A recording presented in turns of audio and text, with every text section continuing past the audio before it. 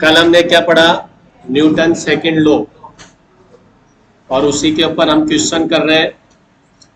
तो आज का हमारा पहला क्वेश्चन है, इफ P इक्वल टू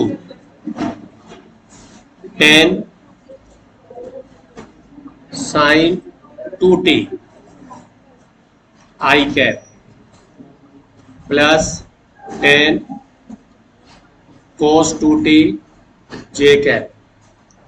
तो आपको कैलकुलेट करना है नंबर 1 कि एवरेज फोर्स या फोर्स कितना होगा, और सेकंड आपको ये कैलकुलेट करना है कि फोर्स एंड मोमेंटम के बीच थीटा कितना बनेगा।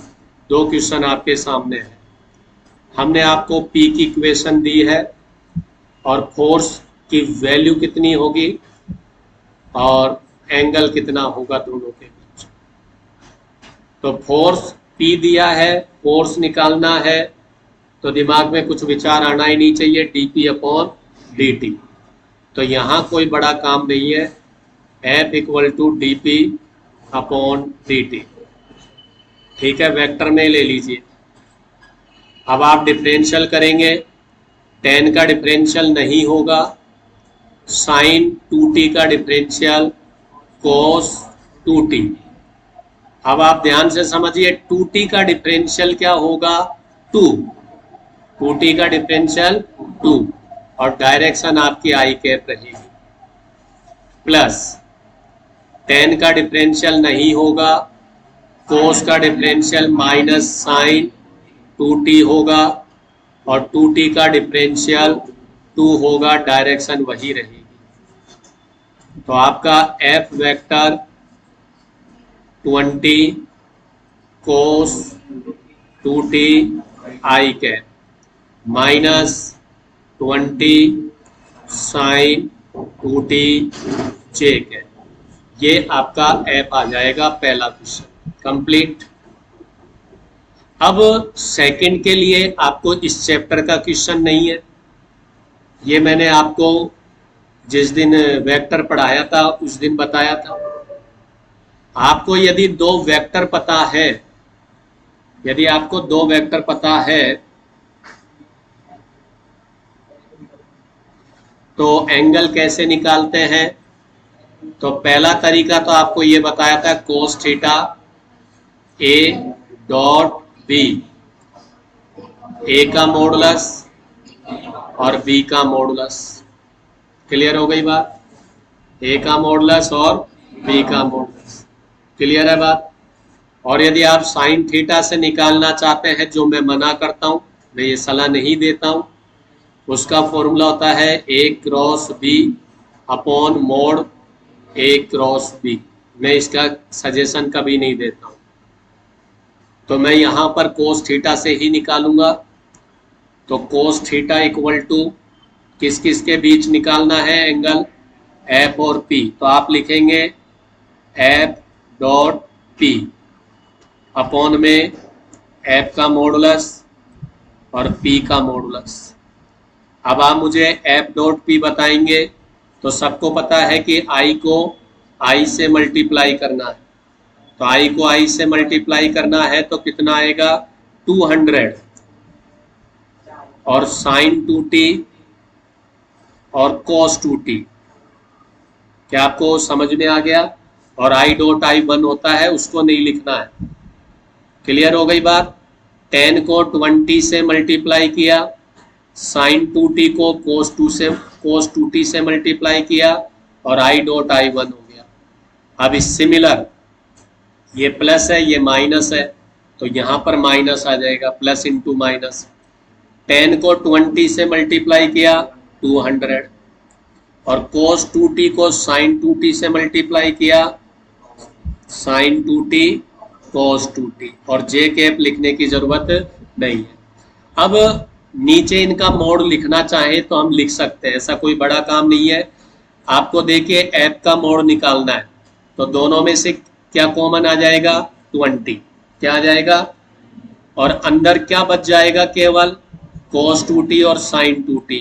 और आपको मैंने बता रखा है जब कोस और साइन एक साथ होते हैं, चाहे वो प्लस में हो चाहे माइनस में हो, उसका मोड 1 ही आएगा, क्योंकि cos square plus sine square क्या होता है 1। तो एफ का मोड 1 है। और इसी तरह आप यदि पी का मोड मुझे बताएंगे तो आप कहेंगे सर tan कॉमन आ जाएगा और अंदर साइन 2t और कोस 2t बचेगा, तो उसकी वैल्यू भी 1 है। खैर इस सवाल में तो हमें ये 20 और 10 लिखने की भी जरूरत नहीं पड़ेगी। क्यों नहीं पड़ेगी? क्योंकि आप देखेंगे कि ऊपर का नंबर कटेगा और कितना आ जाएगा 0, और कोस थीटा की वैल्यू 0 है, तो इसका मतलब थीटा कितना हो जाएगा 90 डिग्री। कितना हो जाएगा 90 डिग्री। आगे बात समझ में। अब आप इसको ऐसे भी समझे कि देखिए यहां पर P की इक्वेशन में पहला साइन है आई कैप के साथ, जबकि F की इक्वेशन में क्या है कोस है, जबकि J के साथ कोस है और इसमें क्या है साइन। तो ध्यान रखना है साइन और कोस के बीच हमेशा 90 डिग्री का ही एंगल होता है। तो कभी भी ऐसी कोई इक्वेशन आपको देखने को मिल जाए जहां पर ए वेक्टर आपको दे रखा है 30 साइन टी आई कैप कुछ भी, और बी आपको दे रखा है कुछ भी ले लो 30 कोस टी जे कैप, और आपसे पूछा जाए कि ए और बी के बीच थीटा कितना है, without any calculation you can write 90 degree, क्योंकि साइन और कोस हमेशा एक दूसरे के परपेंडिकुलर बनते हैं। तो आप ये देखेंगे कि पी की इक्वेशन में जहां पर साइन है, जहां पर साइन है वहां पर कोस है। आजा बाबू तेरे को बुलाना पड़ेगा क्या भाई, जिम्मेदारी है तेरी, स्वयं विवेक है ये, ठीक है। तो आप समझिए जहां साइन है, आई के साथ साइन है, एफ में कोस है, जे के साथ कोस है, जे के साथ साइन है। तो आपको चाहिए कैलकुलेट करने की भी जरूरत नहीं थी, आपको डायरेक्ट आंसर क्या लिख देना था 90 लिख देना। क्लियर हो गई बात? ठीक है। तो ये आपका एक क्वेश्चन हो गया, इसे आप घर पे लिख लेना। अगले क्वेश्चन की तरफ हम बढ़ते हैं। हमारे पास एक पार्टिकल है भाई, कितने मास का बेटा जी 2 kg, और ये 80 मीटर की हाइट से गिराया जाएगा, 80 मीटर हाइट से गिराया जाएगा। जब वो जमीन पर गिरेगा तो रिबाउंड होगा, रिबाउंड मतलब वापिस से उछलेगा, और वापिस से जब ये उछला रिबाउंड हुआ तो ये 5 मीटर की हाइट तक गया। कितनी गया? 5 मीटर की हाइट तक गया। तो हम आपसे ये क्वेश्चन पूछ रहे हैं कि जमीन ने बॉल पर कितना फोर्स लगाया। ठीक है, फोर्स ऑन बॉल बाय अर्थ। क्या आपको सवाल समझ में आया? आपने एक बॉल ली, 80 मीटर की हाइट से छोड़ी, तो सबने ये देखा भी है कि जब वो बॉल जमीन से टकराएगी तो टकराकर वो वापिस से उछलेगी। टकराना मतलब सामान्य भाषा में ठप्पा खा गई और वो उछल गई, और उछलकर वो कितनी गई 5 मीटर। आपसे हम ये पूछ रहे हैं कि जमीन ने बॉल पर कितना फोर्स लगाया। तो अब सीधी सी बात है, कॉन्सेप्ट की कहानी यह है कि फोर्स है, तो आप कहेंगे कि delta P upon delta T हमें लगाना पड़ेगा। हाँ, हम ये एक चीज और बता देते हैं कि जमीन और बॉल के बीच में जो कांटेक्ट टाइम है वो 0.4 सेकंड है। कितना है? 0.4 सेकंड है। जमीन और बॉल के बीच जो कांटेक्ट हुआ, बॉल जब जमीन पे टच कर रही है, वो टाइम केवल 0.4 है।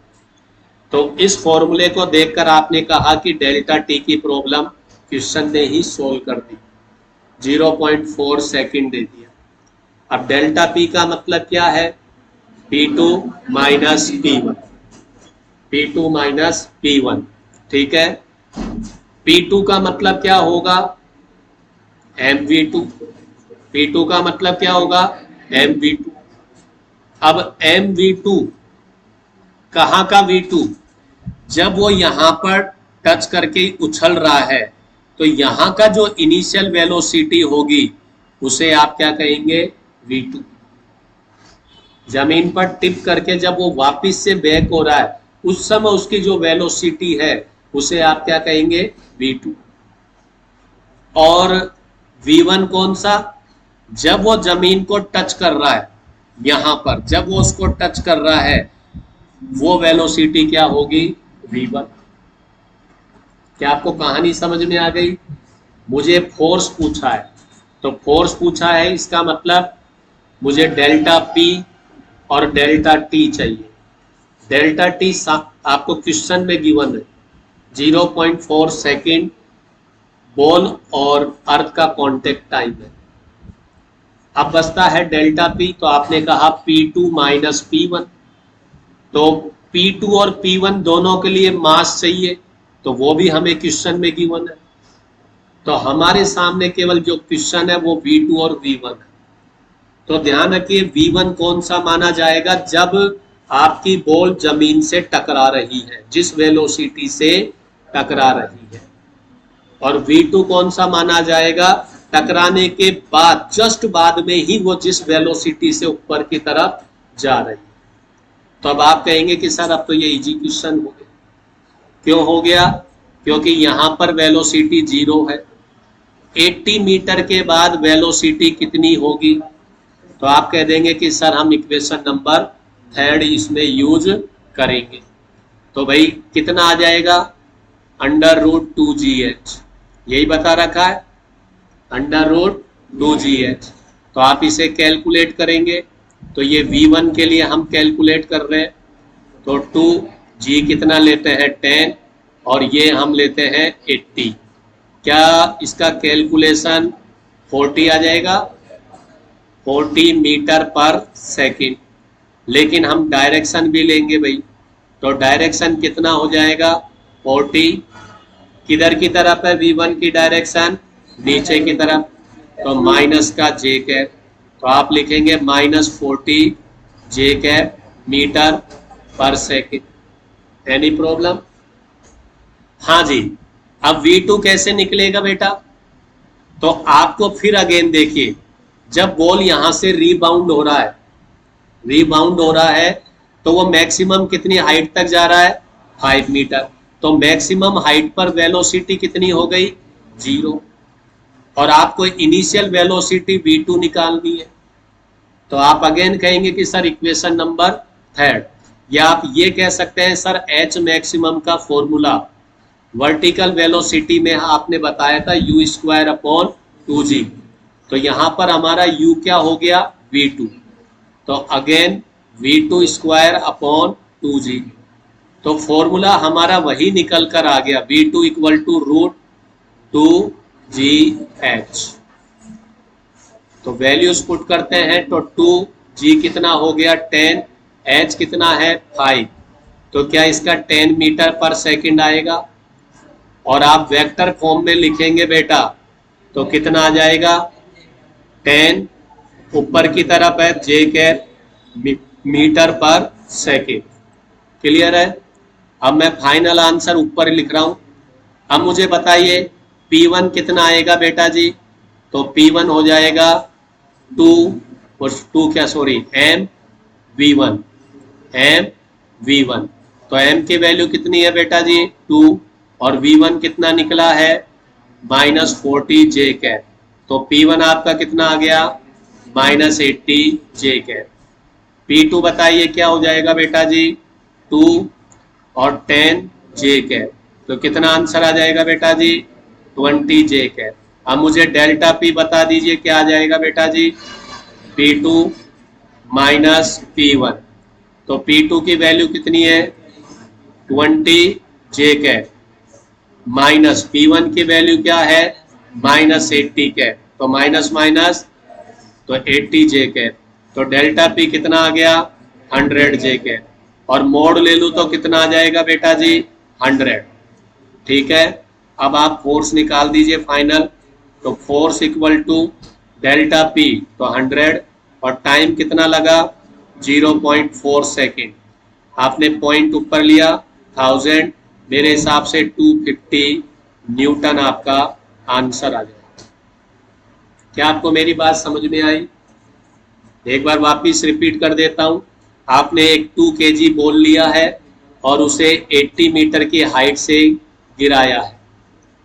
जब वो बॉल जमीन से टक्कर करता है तो वो रिबाउंड होता है, यानी वापिस से उछलता है, और कितनी हाइट तक जाता है?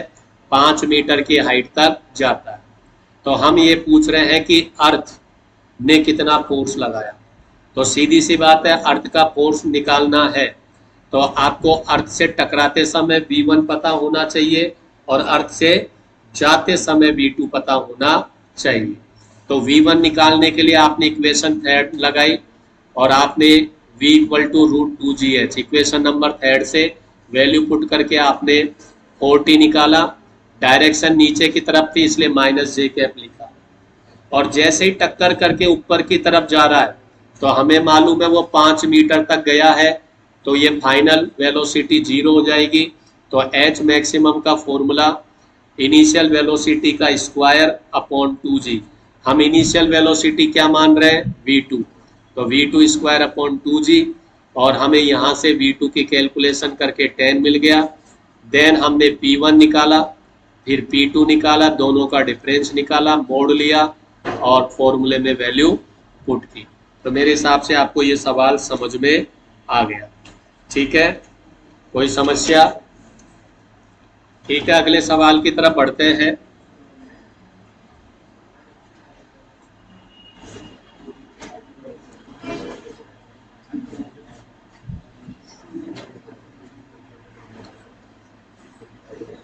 हाँ जी, ये एक बॉल है जिसका मास 2 kg है, जिसका मास 2 kg है। ये 60 मीटर पर सेकंड की वैल्यू से फेंकी गई है। यहाँ पर बैट्समैन है और उसने अपने बैट का यूज किया, कलाइयों का उपयोग किया और इस बॉल को 90 डिग्री पर घुमा दिया, 90 डिग्री पर घुमा दिया और वेलोसिटी कितनी कर दी? 80 मीटर पर सेकंड। ठीक है, और इस दौरान जो कांटेक्ट टाइम रहा वो केवल 0.2 सेकंड रहा। तो हम आपसे पूछ रहे हैं कि बैट ने बॉल पर कितना फोर्स लगाया, बैट ने बॉल पर कितना फोर्स लगाया। ठीक है, force on ball by bat. तो क्या आप ये कर सकते हैं? ये तो बहुत इजी सवाल है। आप कहेंगे इजी क्यों है? कि जो दे रखा है वो लिखिए। पहला आपको m दे रखा है, कितना दे रखा है? 2 kg। दूसरा आपको V1 भी गिवन है, कितना दे रखा है? 60 I कैप मीटर पर सेकेंड। फिर देखिए V2 गिवन है, कितना दे रखा है? 80 J कैप मीटर पर सेकेंड। और आपको क्या टाइम दे रखा है? डेल्टा टी कितना दे रखा है? 0.2 सेकेंड। और आपसे फोर्स पूछ रहा है तो आप कहेंगे कि सर ये तो मजाक वाला सवाल हो गया, हमें निकालना है P2 minus P1 upon delta T. तो एक एक आप फटाफट निकाल लेंगे। तो P1 मुझे बताइए कितना आएगा? तो आप कहेंगे सर 2 मल्टीप्लाई 60 I कैप, तो कितना आएगा? 120 I कैप। P2 कितना आएगा? 2 मल्टीप्लाई 80 J कैप, तो कितना आएगा? 160 J कैप। तो आप मुझे बताइए डेल्टा P कितना आएगा? 160 J cap minus 120 I cap, कितना? तो कुलदीप कितना बच गया? 160 में से 120 गया तो 140, तो या सिर्फ 40? 40 सही बोल रहा है क्या भैया? ये गलत बोल रहा है, क्योंकि ये J कैप है और ये I कैप है, घट ही नहीं सकता। इसका मोड लेना पड़ेगा। तो मोड लेने से पहले आप पहले इसमें कॉमन ले लो। मेरे हिसाब से 40 कॉमन आ जाएगा, तो कितना बच जाएगा? 4 J cap minus 3 I cap. अब आप मोड ले लीजिए डेल्टा P, तो 40 का तो मोड होगा नहीं, और जे कैप के साथ 4 है तो 4 का स्क्वायर, आई कैप के साथ -3 है तो 3 का स्क्वायर। कितना आ जाएगा बेटा? क्या 200 आ जाएगा? डेल्टा पी आ गया तो फोर्स कितना आ जाएगा? 200। डेल्टा टी कितना है? 0.2। क्या इसका आंसर 1000 न्यूटन आ जाएगा? क्या हम इसे वापिस से देखें एक बार? बिल्कुल इजी सवाल है। एक बॉलर ने 2 किलो की एक बॉल 60 मीटर पर सेकंड से बैट्समैन की तरफ फेंकी। बैट्समैन ने इस बॉल को 90 डिग्री के एंगल पर घुमा दिया और उसकी वेलोसिटी कितनी कर दी? 80 मीटर पर सेकंड। और इस दौरान जो बैट और बॉल का जो कांटेक्ट टाइम का केवल 0.2 सेकंड है। क्वेश्चन ये पूछा गया कि बैट ने बॉल पर कितना फोर्स लगाया। तो जैसे ही फोर्स की बात आई है तो आप देख रहे हैं कि वेलोसिटी चेंज हो रही है, तो आपने फॉर्मूला लगाया delta P upon delta T. हमें 2 kg गिवन है, V1 गिवन है 60 आई कैप, V2 गिवन है 80 जे कैप, टाइम गिवन है। तो जब ये सभी चीज गिवन है तो हमें निकालने को इसमें कुछ भी नहीं बचा। P1 और P2 हमने फॉर्मूले से निकाल लिया और डेल्टा पी आ गया 160 जे कैप माइनस 120 आई कैप। उसके बाद इसका मोड निकालेंगे, तो मोड निकालने से पहले हमने 40 कॉमन ले लिया, देन मोड निकाला 200 और फोर्स आ गया। ठीक है, तो अभी इतने ही सवाल अगली क्लास में कराएंगे।